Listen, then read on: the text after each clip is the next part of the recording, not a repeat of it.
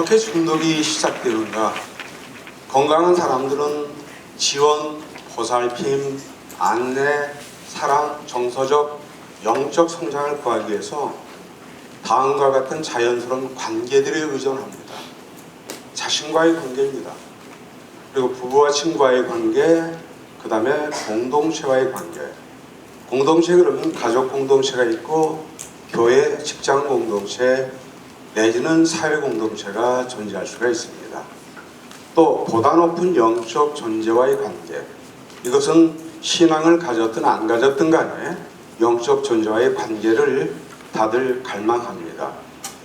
그 가정에 부모의 관계가 존중적 관계, 그런 관계에서 태어나가지고 아이가 존중을 학습했다 한다면 자신을 사랑할 수 있고 맨 먼저 자신과의 관계를 가질 수 있는 사람이 됩니다.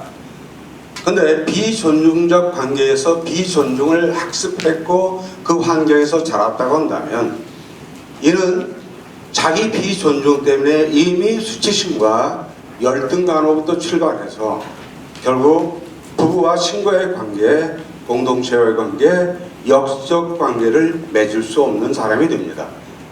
그러나 중독자들은 이런 관계를 할 수 없는 사람들입니다. 그럼 중독자들은 대개 어떤 사람들이냐면 부부의 관계가 깨져 있는 사람, 가족 관계가 해체되었던 그런 관계, 또 부부가 있었어도 비존중 가운데 수치심을 키워냈던 장본인들입니다. 고립, 외로움, 슬픔, 좌절을 벗어나기 위한 수단이 결국에 특정한 물질 그러면 마약과 알코올입니다. 그 다음에 행위와 관계를 맺습니다. 여기서 행위라고 한다면 물질과 마약 외의 중독, 일 중독, 섹스 중독, 도박 중독, 그 다음에 운동 중독, 스포츠 중독, 먹기 중독, 돈에 중독되고 명예에 중독되고 분노에 중독되고 조급증에 중독이 되고 완벽주의에 조금이 되고 그 다음에 쇼핑이나 스마트폰이나 게임이나 인터넷에 중독되는 그런 사람들을 우리는 행위 중독자라고 얘기할 수가 있습니다. 그러면 물질과 행위와 관계를 맺은 중독자는 스스로가 자신을 물질과 행위로 취급하게 됩니다.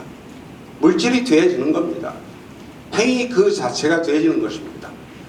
그래서 자와 내면의 중독자의 끊임없는 갈등과 전쟁 속에서 항상 이기는 건 누가 이기냐면 내면의 중독자가 이긴다는 것입니다. 그러면 내면의 중독자가 이기게 되면 자아는 논리를 상실하고 이성을 상실하게 됩니다. 그리고 내면의 중독자 안에 중독의 논리가 형성이 되고 중독의 성격이 형성되어지기 시작합니다. 그러면 가족들은 어떤 사람들입니까? 한 가정에 중독자 하나가 있으면 온 가족이 전체적으로 체계가 망가지기 시작합니다. 가족들은, 특히 배우자들은 젖는 자, 감싸주는 자, 구출자, 돌봐주는 자가 되어 동반의존이라는 가족의 질병을 앓게 됩니다. 실질적으로 동반의존은 AA 전문가들에 의해서 발견된 언어입니다. 결국 AA 생활을 1년 동안 하고 치료 집단입니다. 그 치료 집단을 거쳐서 가정으로 돌아갔던 AA와 비치료 집단, AA에 가담하지 않고 지금까지 술과 음료를 일삼고 있는 그런 가정을 비교했는데 치료 집단의 가정의 붕괴, 해체, 이혼 확률이 더 높았음을 알게 됩니다. 아하, 이게 웬일일까? 보니까 중독자는 중독의 물질과 행위에 의존되어 있고 가족들은 그 중독자에게 의존되어 중독자의 노예를 살고 있는 사람들이 바로 가족들이더라. 거기서 발견된 언어가 즉 동반의존입니다. 자, 술 먹고 쓰러져 있는 남편이 불쌍해 보입니다. 구원해주고 싶은 아내가 희생자에게 다가갑니다. 희생자가 누굽니까? 맨 아랫단에 왼쪽에 보면 남편입니다. 아니면 중독자입니다. 근데 희생자를 구원해주겠다고 다가가가지고 결국에 어떻게 되냐면 저정과 통제 때문에 아내가 드디어 박해자로 돌변되어 버립니다. 그러면 중독자인 희생자가 결국 박해를 받는다라는 어떤 분노 때문에 다시 폭력을 구사해서 누구를 희생자로 만드냐면 아내를 다시 가족을 또 다시 희생자로 만듭니다. 결국 알코올 중독자가 조정과 통제 때문에 분노가 일어나기 때문에 결국 술을 먹게 되고 아내를 또 희생자로 박해를 하게 됩니다. 악순환이 일어나는 거죠. 그러면서 어떻게 삽니까? 경멸하면서 삽니다. 또 애증관계에 뭉쳐서 이들이 이혼도 못하고 갈등하고 사는 모습을 봅니다. 자, 중독 상담자의 번아웃의 이유가 뭔가 한번 살펴보십시다. 저도 신재종 원장님한테 그 말씀을 듣고 깜짝 놀랐어요. 무슨 얘기냐면 이 광주 시내 5군데의 센터에 센터장들끼리 간담회를 하다 이야기 중에 무슨 얘기가 나왔냐면 50% 이상의 상담사들이 번아웃 돼가지고 이직한다, 그만둔다는 거예요. 왜일까? 중독자들의 회복이 더디죠. 어쩌면 일생이 걸리는 그런 경우가 있습니다. 상담사나 가족들은 좌절감을 느끼게 됩니다.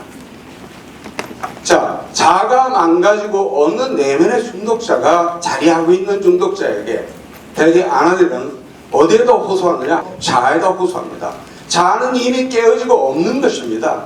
의지와 행동의 엄격한 차이를 가진 이 중독자들은 오히려 그렇게 자아에다 호소할 때 화를 내고 더 도박을 하고 더 술을 먹고 더 섹스를 하고 더 외도를 할 수 있는 비밀을 아내가 제공했다고 생각하는 악순환에 빠집니다. 두 번째는 가족 치료의 부재입니다. 또한 중독은 가족의 질병입니다. 가족을 임상의 대상으로 하지 않는 중독자만의 치료는 치료의 효과가 약하다. 여러분들도 아마 시험해 보실 겁니다. 청소년 상담을 하시는 분들도 아마 시험하실 겁니다.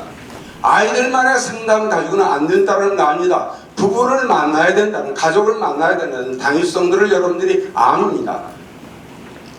중독자의 치료와 가족 치료는 불가분의 깊은 관계를 가지고 있습니다. 상담 대학원을 나가지고 중독의 현장에 나오면 여러분들이 한계를 느끼는 게 뭐냐면 내가 중독을 너무나 모르는 것입니다. 또 내가 가족 치료를 모르는 것입니다.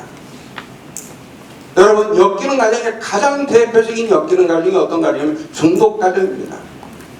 저는 중독 상담학과에 가서도 많은 대학원에 가서 강의를 해봤습니다. 근데 이분들이 뭘 모르고 있냐면 가족 치료를 모르고 있습니다. 또 중독 치료를 전공하시는 분들이 실질적인 가족의 병인 동반의존의 개념이 정리가 안 돼 있다는 것입니다. 동반의존은 가족의 질병을 대변할 수 있는 하나의 핵심적 단어입니다. 그러면 결국에 무슨 문제가 되냐면 중독 상담자는 가족을 알아야만 가족 치료를 할 수 있고 또 가족 치료를 전공하시는 분들은 중독의 영역을 모르고는 엮이는 가정의 핵심적인 중독 가족을 담당할 수 있는 능력이 없다, 이렇게 됩니다.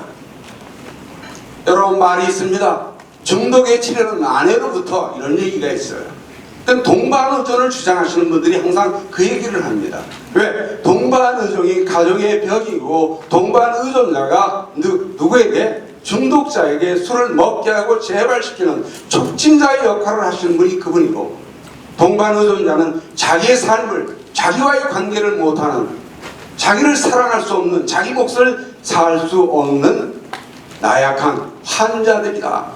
그래서 이 동반의존자들이 홀로서기를 하게 된다면 중독자도 자연스럽게 가족 내로 돌아올 수 있는 확률이 높다, 이래요. 그래서 개별 부부 치료가 그런 면에서 의미를 갖습니다. 어떤 경우에 부부 치료를 하지 못했어요. 동반의존돼 있는 아내만 그 노예에서 해방시키는데 제가 4년이 걸렸습니다. 혼자 치료를 받았어요. 물론 남편은 그 사이에 제가 2번 만났습니다만 심각한 알코올 중독 중소기업 사장이었는데 아내가 4, 5년 만에 변화가 일어나던, 남편이 점점 절주자로 변하고 마지막 5년에 가서는 단주에 성공했던 그런 케이스도 있었다는 것입니다. 같이 변하는 거죠. 아내는 동반원을 내려놓고 남편은 내면의 중독자를 또 내려놓고 자아를 회복하는, 또 관계를 회복하는, 부부관계를 회복하는 이 프로그램이야말로 더 많은 치료의 효과가 있었다는 겁니다. 여러분, 12단계는 교육 프로그램이 아닙니다. 12단계는 치유와 회복 그룹이고 12단계는 지원그룹과 자조그룹을 통해서만 일어날 수 있는 공동체 훈련입니다. 그러면 집단 상담이 있고 지원그룹이 있는데 중독자들은요, 특징적으로 상처가 많은 사람들이고 의상이 많은 사람들이기 때문에 조음처럼 직면하려 하지 않습니다. 그럼 왜 센터들의 이 집단 상담이 그렇게 많이 활용이 되고 있느냐? 여러분들이 대학원에서 개인 상담, 집단 상담 위주로 집단 상담이 필수 과목이었다는 겁니다. 그걸 가지고 센터에 들어갑니다. 집단 상담은 위험하기 짝이 없습니다. 그럼 필요 없다는 얘기냐? 그렇지 않습니다. 12단계 지원그룹을 한 1, 2년 하신 분들, 과거의 내면의 외상과 직면할 수 있는 에너지가 키워진 분들, 이런 분들만이 집단 상담을 할 수가 있습니다. 왜? 직면 때문에. 근데 지원그룹은 뭐냐? 마음 피드백이에요. 자, 지원그룹 가이드라인을 여러분들이 아시는 분들이 있겠지만 죄송한 얘기나 같이 한번 합독을 했으면 좋겠습니다. 시작. 1.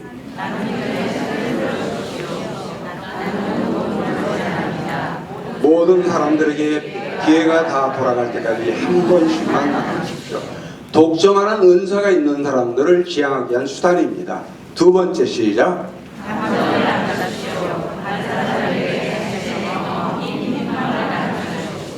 감정에는 옳고 그름이 없습니다. 그것은 도덕과는 상관이 없는 중립적인 것입니다. 우리는 서로를 조건 없이 받아들입니다. 수치감을 주거나 비난하지 않습니다. 3번 시작.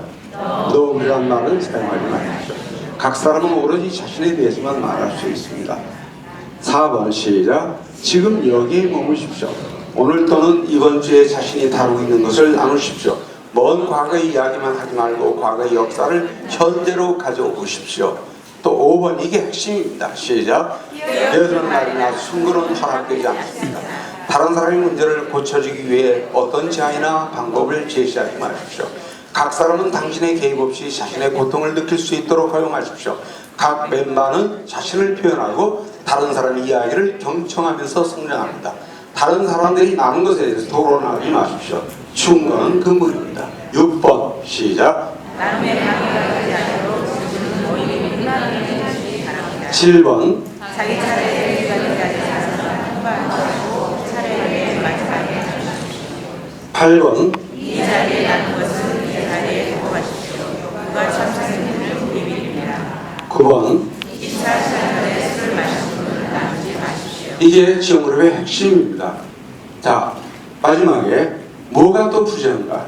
지원그룹 자조그룹의 상담센터의 전 스텝이 월 1회씩 지도자까지 전부 모여서 이 그룹에 체험을 하셔서 고백과 나눔을 하는 훈련이 있어야 됩니다. 그래서 뭘 하느냐? 화평한 관계를 체험하는 공동체를 만들어야 돼요.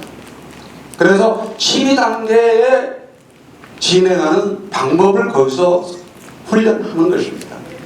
그 다음에 마지막에 슈퍼바이저를 통한 상담자들의 개인 분석이 부재합니다. 매월 한 명씩 돌아가면서 한다면 10개월이 걸리겠죠. 상담원들이 만약에 10명이라고 한다면 이런 것이 그 공동체를 통해서 계속 돌아가야 돼요. 그렇게 되면 어떻게 되냐? 센터장은 탁월한 슈퍼바이저의 훈련을 자기가 하지 않으면 안 되는 당위성이 여기서 제시가 됩니다. 지나치게 개인 상대에 의존한다. 지원그룹이 없다. 그 다음에 가족치료의 부재다. 그 다음에 뭐예요? 네? 12단계가 부재하고 있다. 12단계로 운영하는 방법을 모르고 있다. 그 다음에 지원그룹, 자조그룹이 실제적으로 스텝 간에 없다. 나머지 상담사들의 집단 슈퍼비전, 그 다음에 개인 분석이 부족한 연구로 여러분들이 결국 일선에서, 인사의 일선에서 번아웃된 것이 아닌가, 이렇게 생각합니다.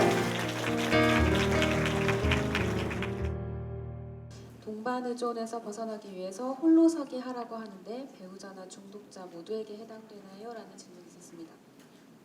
동반의존이 알코올 중독자의 아내들로부터 발전한 단어라고 했습니다마는 동반의존은 가족들만 중독자에게 의존하는 그런 것이 아닙니다. 술값을 갚아줍니다.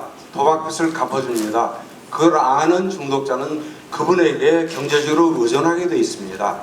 또 남편이 백수건달이 됐는데 엄마가 산업단사가 돼서 먹여 살립니다. 그러면은 알코올 중독자는 어떻게 됩니까? 아내에게 의존하게 돼 있습니다. 그러면 홀로 선다는 얘기는 중독자나 배우자나 똑같은 원리입니다.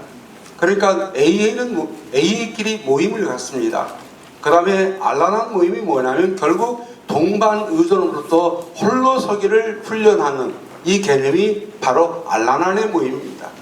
그러니까 실질적으로 여러분들 센터에서 부부는 부부끼리의 모임을 가져야겠고 남편들은 남편끼리 또 지원그룹의 모임을 가져야겠고 종래는 이 부부가 한데 어울려서 부부 치료를 받는 공동체로 발전해야 된다고 봅니다.